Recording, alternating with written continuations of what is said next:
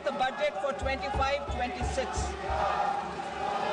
केंद्र की महत्वाकांक्षी योजना जल जीवन मिशन के तहत 2019 से अब तक देश की कुल 80% ग्रामीण आबादी को नल से पेयजल पहुंचाया जा चुका है। वित्त मंत्री निर्मला सीतारमण ने 1 फरवरी 2025 को सदन में अपना 8वां बजट पेश करते हुए यह कहा। उन्होंने कहा कि इस मिशन को 2028 तक के लिए बढ़ा दिया गया है।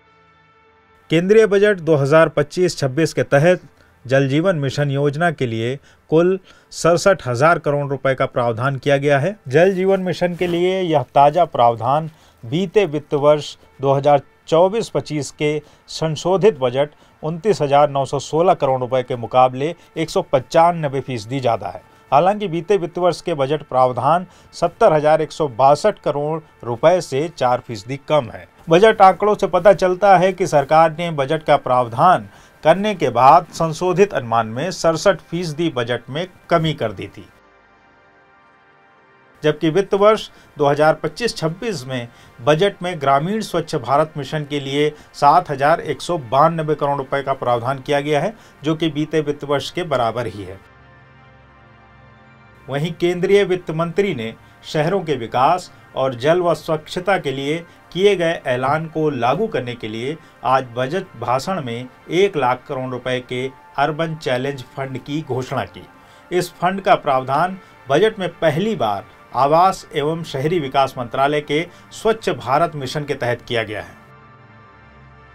इस ताज़ा बजट में बिहार के western Kosi canal extension, renovation and modernization यानी ERM प्रोजेक्ट की घोषणा भी की गई।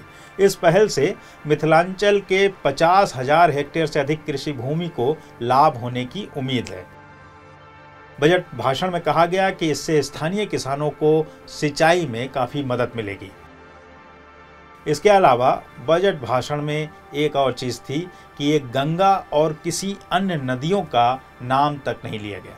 हालांकि बजट प्रावधानों को देखें तो नमामि गंगे के तहत नेशनल गंगा प्लान में महज 13% की बढ़ोतरी की गई है। वित्त वर्ष 2024-25 में 3,000 करोड़ रुपए का प्रावधान किया गया था, जबकि इस बार वित्त वर्ष में करीब 3,400 करोड़ रुपए का प्रावधान किया गया है।